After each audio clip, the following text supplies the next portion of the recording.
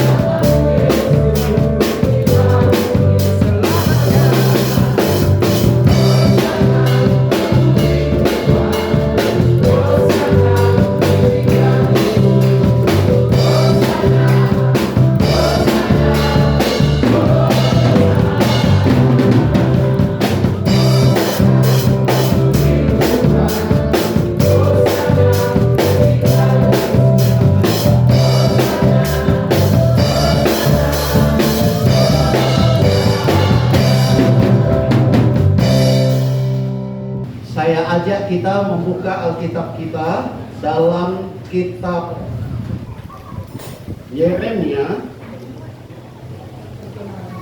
Kitab Yeremia pasal yang pertama, ayat yang keempat sampai ayat yang ke-10. Sambil Bapak Ibu mencari, perkenalkan, nama saya Pak Bayo Ohira. Saya dari Batam, ya, datang ke sini bersama dengan saya datang, kami tim 4 orang. Ya, ada satu yang di samping saya, Pak Nenggolan. Ada lagi 2. Ya, tadi ada satu jadi singer dan satu lagi ada cewek. Ya, kami dari ST Batam. Saya di ST Batam sebagai dosen, sebagai wakil ketua 1 bidang akademik.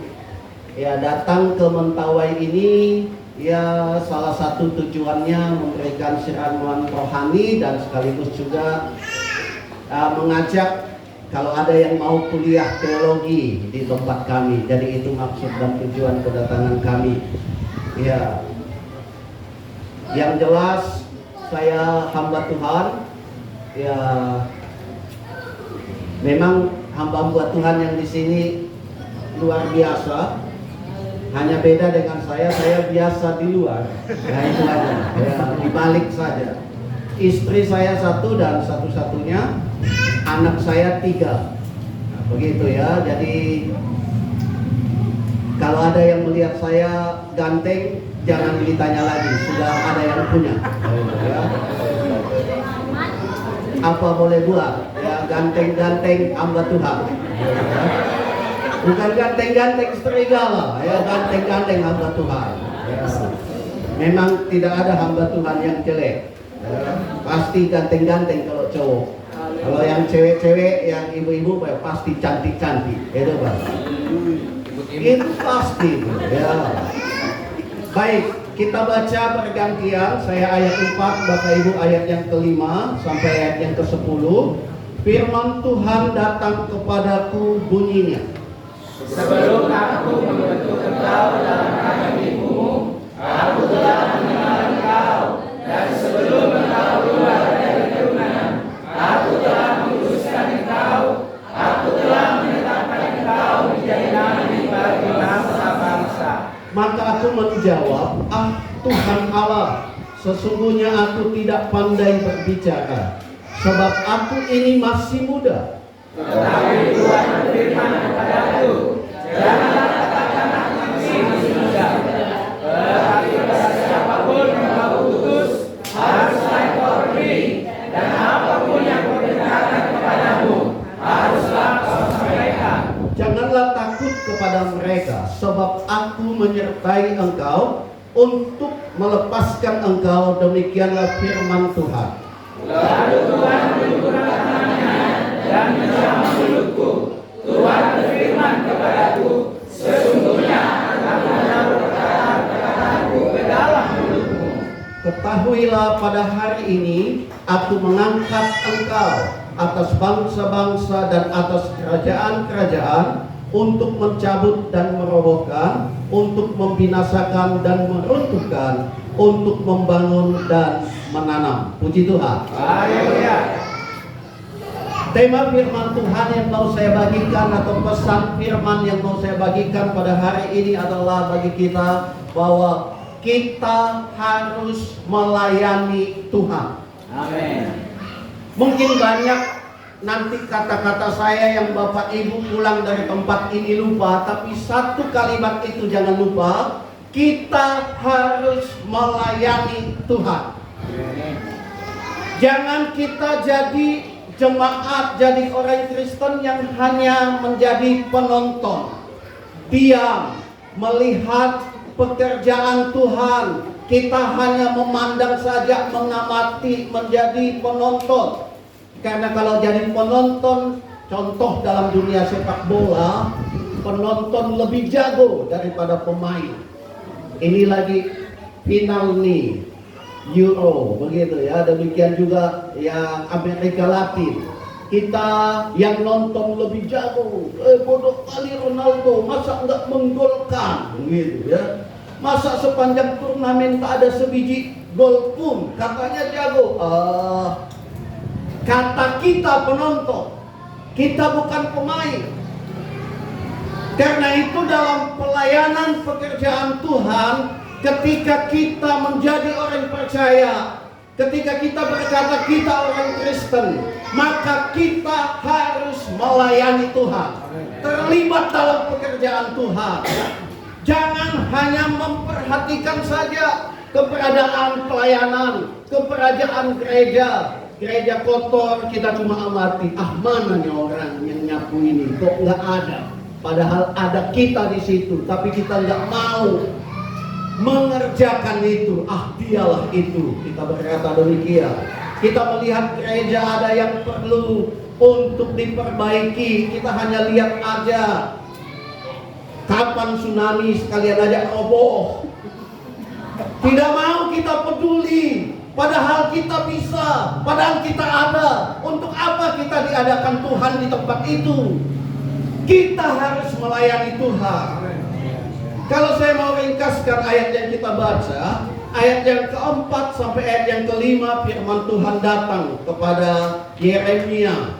Yang intinya firman Tuhan berkata kepada Yeremia bahwa dia harus melayani Tuhan. Tapi ayat yang ke-6, respon Yeremia tidak mau dikemukakan alasannya bla bla bla bla bla.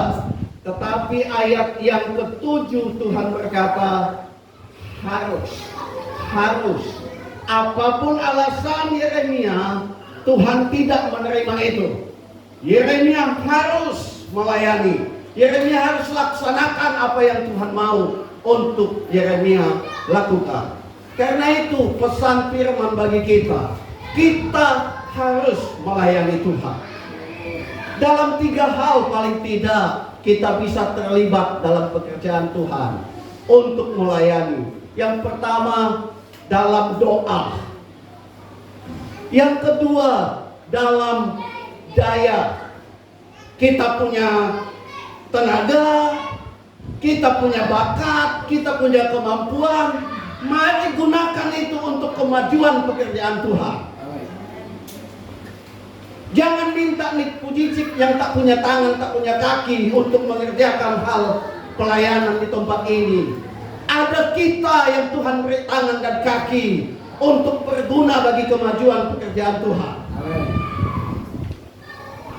Kalau ada kita pekerjaan Tuhan gak maju, bilang aja sama Tuhan, mungkin saya lebih baik Tuhan panggil saya. Untuk apa kita ada di sebuah gereja? Untuk apa Bapak Ibu Jemaat ada di sebuah gereja kalau tidak mendatangkan dampak bagi kemajuan gereja itu? Gereja bukan hiburan yang untuk kita tonton-tonton. Mantap dah. WL-nya tadi Pak Pendeta tadi luar biasa. Mantap itu. Wah. Bukan hanya untuk kita lihat ditonton. Wah, kalau Pak Pendeta itu yang pimpin pujian aku rasakan hadiratnya.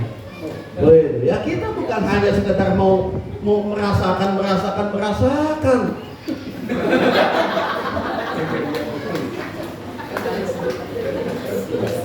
Apa yang kita buat? Gitu lah. Apa sumbangsih kita bagi pekerjaan Tuhan? Itu yang penting Bapak Ibu sekalian. Kita harus melayani Tuhan, terlibat dalam pelayanan pekerjaan Tuhan, dalam doa,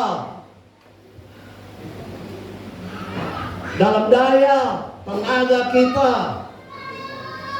Ya, udah 2 D. D yang ketiga, dalam dana. Sengaja saya bikin yang terakhir, biar ditunggu-tunggu. Doa, daya, dana. 3D. Jangan habiskan hanya untuk apalah ya. Iya. Padahal jelas panen cengkeh, kelapa, belum lagi B2. Waduh, jelas itu banyak duitnya. Amin. Tapi kalau nggak berguna bagi pekerjaan Tuhan, apalah itu? Padahal kita harus terlibat dalam kemajuan pelayanan. Siapapun kita harus melayani Tuhan. Kenapa? Nah itu pertanyaannya. Kenapa kita harus melayani Tuhan? Yang pertama, karena Tuhan yang membentuk kita. Ayat yang kita baca menegaskan kepada Yeremia yang sedang berkata, aku nggak mau Tuhan, aku begini-begini Tuhan. Tidak mau Yeremia. Tapi Tuhan menegaskan kepada Yeremia, kalau Tuhanlah yang membentuk dia. Dalam Mazmur mengatakan bahwa Tuhan yang membentuk kita, menenun kita. Singkatnya, kita ini dibuat oleh Tuhan, dibentuk oleh Tuhan, didesain sedemikian rupa oleh Allah. Nah, kalau Tuhan yang membentuk kita, kalau Tuhan yang menciptakan kita, punya maksud dan tujuan. Dan Tuhan bentuk kita, Tuhan kreasi sedemikian rupa kita dengan bakat, kemampuan dan sebagainya, itu untuk berguna bagi kemajuan pelayanan. Tidak ada yang lain. Untuk rencana Tuhan yang indah. Dan gereja itu adalah rancangan Tuhan. Maka kita ada untuk melayani Tuhan. Alasannya kenapa harus? Kenapa bukan kalau bisa? Tapi ini harus. Kenapa? Karena memang kita dibentuk oleh Tuhan untuk melayani Tuhan. Didesain oleh Tuhan. Cocoknya itu adalah kita melayani.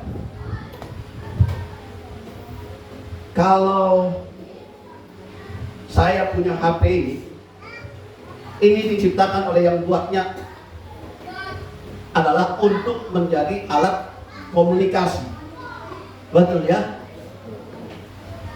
Untuk alat komunikasi. Tetapi kalau saya gunakan ini biar tambah enak lah sang itu, campur ini, masak jadi bumbu. Enak itu sang itu. Ini kan begini-begini ini saya beli 2 juta juga. Pasti enak itu sang itu, pakai bumbu HP 2 juta. Kalau itu yang dibuat, mungkin Bapak Ibu akan berkata gila, bodoh, ya udah stresnya itu atau apalah. Kenapa? Karena bukan itu maksud dan tujuan dibuat HP ini. Bukan untuk dijadikan bumbu saksang. Bukan. Maksud dan tujuan Tuhan membentuk kita, menciptakan kita untuk melayani Dia. Jadi kalau kita nggak melayani pekerjaan Tuhan, nggak melayani Tuhan, nggak cocok hidup kita. Tidak pas. Tuhan bentuk laki-laki, Tuhan ciptakan laki-laki, Tuhan ciptakan perempuan. Maka dalam rencana Tuhan diciptakan laki-laki dan perempuan itu untuk berpasang-pasangan, melengkapi. Laki-laki itu menikahnya sama perempuan, perempuan menikahnya sama laki-laki. Kan tujuan Tuhan ciptakan Hawa kan untuk si Adam. Itu cocok. Tapi bayangkan kemudian si Adam memilih babi. Babi. Gak usah berulang-ulang saya nyebutnya ini, gak enak pula. Gitu kan. Tapi halak kita ya banyak ini kan, biasalah. Kalau ngomongkan babi. Biasa ya itu. Ya. Bahkan di kampung sana memang enak itu, tapi bisa juga jadi bahan pertengkaran kalau ada acara adat gitu ya. Yang harusnya dapat kepala atas, dapat kepala bawah itu salah. Ya. Bayangkan kalau laki-laki kemudian memilih untuk bercinta dengan bayi. Tak cocok, betul? Karena rancangan Tuhan adalah dengan perempuan laki-laki. Perempuan dengan laki-laki tidak cocok dalam rancangan Allah kalau dengan yang lain. Begitu juga kehidupan kita. Ketika kita tidak melayani Tuhan, tidak terlibat dalam pekerjaan Tuhan, hidup kita tak cocok, tak pas, itu namanya. Zaman COVID, masker digunakan untuk menutup mulut dan hidung. Itu ada masker. Ya biar Bapak Ibu agak ketawa sedikit lah. Tapi kalau ada yang menggunakan BH menjadi masker, kita cocok. Walaupun bisa.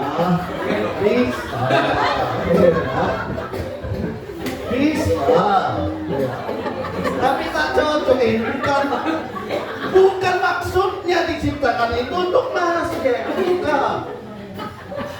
Jangan gara-gara ada, dipakai. Waduh.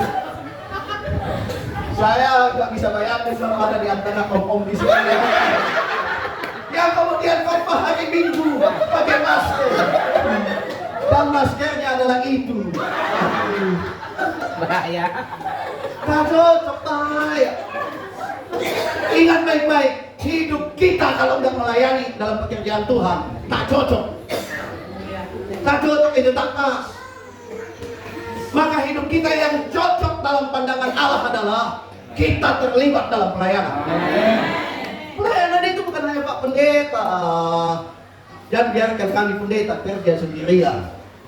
Mulai dari buka gereja, nyapu sampai tutup gereja. Astaga, kemana yang lain? Tega, gitu kan? Tenaganya tak ada. Sekali buka kantong kolekte, pati murah semua.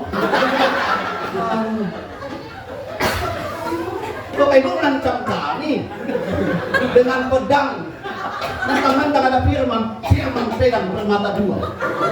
Lalu kolektenya pun yang ada gambar pedang. Waduh, yang cocok di mata Allah, kita terlibat dalam pekerjaan Tuhan. Karena itu jangan buat hidup kita nggak cocok. Ya ketawa-ketawa nanti setan dengan Bapak Ibu. Kalau kita nggak melayani pekerjaan Tuhan, lucu katanya. Itu jemaat Tuhan itu. Ya. Untuk bukan jemaat PPD Bethesda. Amin. Ya, itu jemaat yang lain lah itu. Ya. Karena KTP-nya Kristen. Ya. KTP-nya Kristen. Tapi waktunya, tenaganya, duitnya bukan untuk pekerjaan Tuhan. Lucu. Yang cocok di mata Tuhan. Kita itu terlibat dalam pelayanan. Jangan banyak kali alasannya. Yang tua beralasan saya sudah tua. Biarlah yang muda-muda. Yang muda beralasan saya masih muda. Kemudian yang sakit-sakitan beralasan gimana lah aku mau terlibat. Sakit-sakitan. Iya. Sakit pinggang, encok, pegelinu, kudas, kurap, kudis, panu, migrain, sakit kepala, semua penyakit sama dia. Itu alasannya nggak mau terlibat dalam pelayanan. Lo yang sehat juga nggak mau. Yang sehat alasannya banyak kali jobnya, banyak kali kesibukannya. Iya. Ada inilah gitu ya. Jadi siapa yang akan melayani kalau semuanya serba beralasan? Sama Pak Gembala mungkin alasannya bisa diterima. Sama kami pendeta mungkin alasan Bapak Ibu bisa diterima. Tapi sama Tuhan tak ada bisa diterima. Alasan Yeremia ini masuk akal kok. Enggak Tuhan, aku masih muda. Aku tak pandai bicara, katanya. Jangan-jangan dia mirip saya ini, agak cadel-cadel gitu. Mungkin dia lebih parah gitu ya.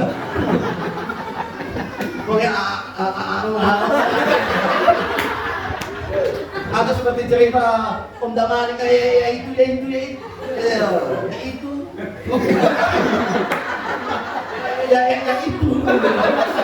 Kemana mau orang bertobat kalau bapaknya ya itu? Betul alasannya, betul gitu kan? Tapi Tuhan nggak terima. Jangan kira Tuhan terima saudara alasannya, aduh aku lagi sakit. Bikinlah alasan sama Tuhan kayak gitu. Oh, biar kau sembuh, kupanggil aja kau sekarang. Rupanya udah tak ada guna lagi kau. Iya.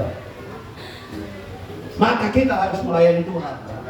Alasannya karena kita dibentuk oleh Tuhan, memang untuk melayani. Alasan yang kedua, wah saya kalau ada istri saya pasti udah dikode-kode itu udah mana. Untung istri saya gak ikut, karena istri saya gak suka saya khotbah lama-lama. Maklum dan sering dikotbahin siapa yang kan. Alasan yang kedua, kita harus melayani Tuhan karena melayani Tuhan itu indah. Indahnya di mana? Coba kita perhatikan di ayat ini. Indahnya yang pertama adalah masalah kita Tuhan yang selesaikan. Itu indah. Masalah pergumulan Yeremia adalah dia tak pandai bicara, lalu Tuhan selesaikan persoalannya. Dijamah bibir mulut Yeremia. Kemudian persoalannya apalagi, aku ini masih muda. Tuhan kasih Yeremia otoritas. Aku menyertai kamu, katanya. Beri kau otoritas, kata Tuhan kepada Yeremia. Jadi persoalan yang digumulkan oleh Yeremia diberi solusi oleh Tuhan. Itu indahnya. Ketika kita melayani Tuhan, persoalan kita, masalah kita, Tuhan yang selesaikan. Ini saya semangat ini bukan hanya kata-kata manis, fakta ini kebenaran. Semangat saya khotbah ini bukan kampanye. Iya, tidak ada ujung-ujungnya pilih saya. Tidak, ya pilih Yesus saja, layani Yesus. Karena melayani Tuhan, melayani pekerjaan Tuhan itu indah. Ketika kita punya persoalan, Tuhan yang selesaikan. Ketika kita punya pergumulan masalah, Tuhan yang selesaikan. Tuhan bertanggung jawab. Saya alami, walaupun usia saya belum 100 tahun, tapi sudah banyak pengalaman di mana Tuhan menyelesaikan persoalan saya. Salah satu cerita, sekalian perkenalan tadi, anak saya 3. Waktu lahir anak saya yang pertama belum zaman BPJS. Saya siapkan uang untuk lahir di bidan. Ya 2 juta kan di bidan bisa kan? Nggak tahu lah di sini, 2 tahun bisa. Jadi saya sudah siapkan 2 juta. Tapi rupanya anak saya nggak mau lahir di bidan. Karena dibawa ke bidan, bidan berkata, aku tak sanggup lagi, kata bidan. Malah nyanyi pandes bidan. Aku tak sanggup lagi, katanya. Jadi dibawalah ke rumah sakit. Iya, di rumah sakit. Betul namanya, bikin sakit pembiayaan. Iya, apalagi antara operasi dan tidak. Harus DP 4 juta. Dan sebagainya, karena diprediksi paling kecil itu butuh biaya 8 juta. Saya nggak punya duit, bukan karena saya miskin. Saya nggak pernah ngaku miskin, duit saya banyak, cuma begitulah kita hamba Tuhan ini. Seperti air yang mengalir, uang itu. Iya, dia lewat aja begitu. Lewat saja dia. Kemana saja? Dia lewat saja dia. Banyak mengalir, tapi banyak juga dia. Ada-ada saja jalannya itu, sehingga dia mengalir kemana saja Tuhan suka. Ya. Jadi itu makanya nggak ada. Tapi biaya di rumah sakit bukan bisa ditunda. Ya kemana lah? Ya kemana lah saya harus mengadu kecuali kepada yang memanggil saya dan kepadanya saya mengabdi, yaitu Tuhan. Iya, dan waktu di rumah sakit itu kemudian datang tamu berkunjung melihat karena di rumah sakit. Tidak meyakinkan yang datang, tapi kemudian dia pulang mengasih selembar cek. Itu seumur hidup saya dapat cek sampai detik ini. Itu yang pertama. Dan angka nolnya ceknya itu 6. 6 nolnya. Jalan kan matematika Bapak Ibu. 6 nolnya ceknya itu. Ya saya cairkan ke Bank Bukopin. Karena di Bank Bukopin anak saya lahir, tak punya duit, dapat cek saya. Selesai itu biaya rumah sakit. Lebih disangka-sangka, tapi Tuhan punya caranya dan pada waktu itu.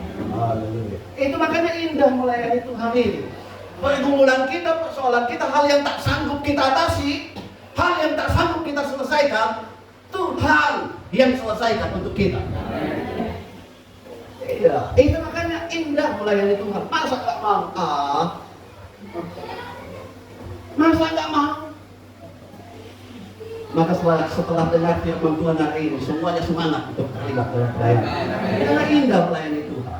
Tuhan yang selesaikan persoalan kita. Yang kedua, indah karena Tuhan angkat kita. Ayat terakhir yang kita baca jelas dikatakan di ayat yang ke-10 itu, ketahuilah pada hari ini aku mengangkat engkau, kata Tuhan. Diangkat janji Tuhan kepada Yeremia. Ketika kita melayani Tuhan, ya untuk bersedia melayani, Tuhan angkat hidup kita. Pendiri STI, Sekolah Tinggi Teologi di Indonesia, Pak Kris Marantika, itu orang Ambon. Desanya itu, kecamatannya, pulaunya itu tak ada di peta Indonesia. Saking di pelosok Udik. Ini Mentawai ini masih kota, maka masih ada di peta. Ini kampungnya Pak pendiri STI itu nggak ada di peta. Bukan hanya nggak ada di peta, lama kemudian memang hilang. Karena pulau lama-lama nggak ada lagi pulau itu, jadi laut. Tapi figur yang di daerah yang tak diperhitungkan bahkan tak ada di peta, karena melayani Tuhan bisa keliling dunia, memberikan sekolah tinggi teologi yang berdampak besar bagi perkembangan gereja di Indonesia. Bahkan salah satu hasilnya adalah Sekum GPDI. Pak Eli Simomora itu alumni STI. STI ada hasil dari kesediaan Pak Kris Marantika melayani Tuhan. Dari orang publik yang tak diperhitungkan, bahkan gak ada di peta tempat dia saja, gak ada. Tapi diangkat oleh Tuhan. Dan betul, ketika kita melayani Tuhan, Tuhan akan angkat kita. Karena dalam konsep Tuhan, yang terbesar itu adalah yang melayani. Tuhan akan angkat hidup kita, angkat harkat dan martabat kita, derajat kita, bahkan ekonomi kita. Diangkat oleh Tuhan kalau kita melayani. Itu indah, Bapak Ibu Saudara. Ini bukan janji palsu, digenapi karena ini firman Tuhan. Oleh karena itu, mari kita antusias melayani Tuhan. Terlibat, jangan hanya nonton. Apa yang kita bisa buat untuk kemajuan gereja, untuk pekerjaan Tuhan, lakukan itu, tunaikan itu. Jangan nunggu yang lain. Kita, saya,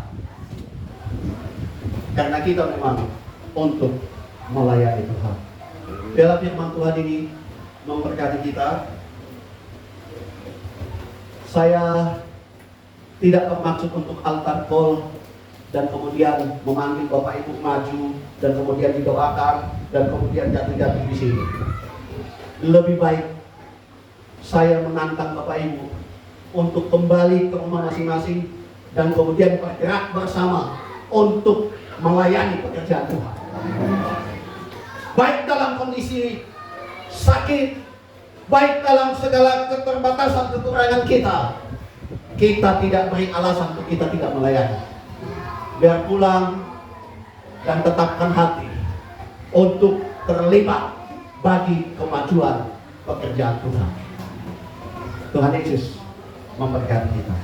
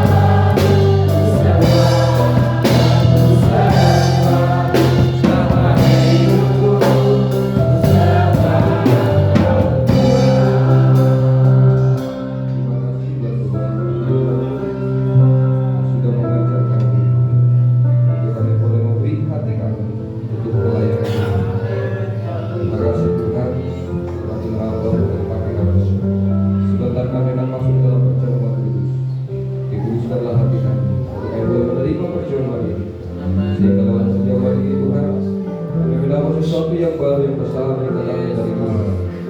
Tuhan kami semua pelayan-pelayan Tuhan. Kami mengucap dalam nama Yesus. Haleluya. Amin. Yesus, domba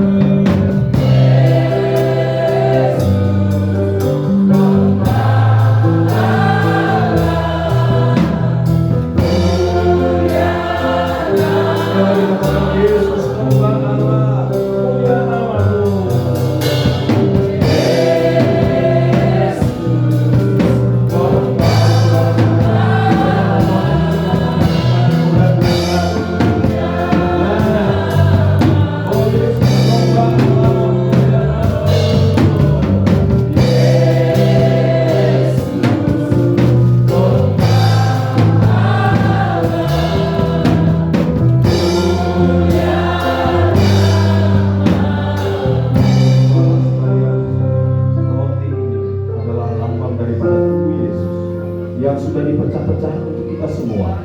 Yesus berkata, tubuhku adalah benar-benar makanan.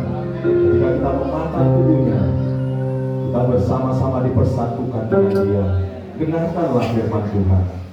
Dan ketika mereka sedang makan, Yesus mengambil roti, mengucap berkat, memecah-mecahkannya, lalu memberikannya kepada murid-muridnya, dan berkata, ambillah, makanlah, inilah tubuhku. Kita makan di dalam nama Bapa, Putra, dan Roh Kudus, Tuhan Yesus Kristus.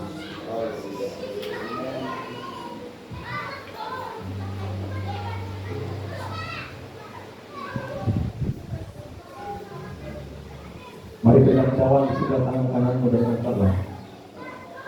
Saudara-saudara, ingatlah darah Kristus yang sudah dicurahkan untuk kita semua. Itu darah perjanjian yang menyucikan kita dari semua dosa kita. Darah yang menunjukkan bukti kasih Tuhan untuk kita semua. Dengar firman Tuhan. Sesudah itu, ia mengambil cawan, mengucap syukur, lalu memberikannya kepada mereka dan berkata, minumlah kamu semua dari cawan ini, sebab inilah darahku, darah perjanjian, yang ditumpahkan bagi banyak orang untuk pengampunan dosa. Kita minum di dalam nama Bapa, Putra, dan Roh Kudus, Tuhan Yesus Kristus. Kita bersyukur Bapak Ibu. Katakan terima kasih kepada Tuhan.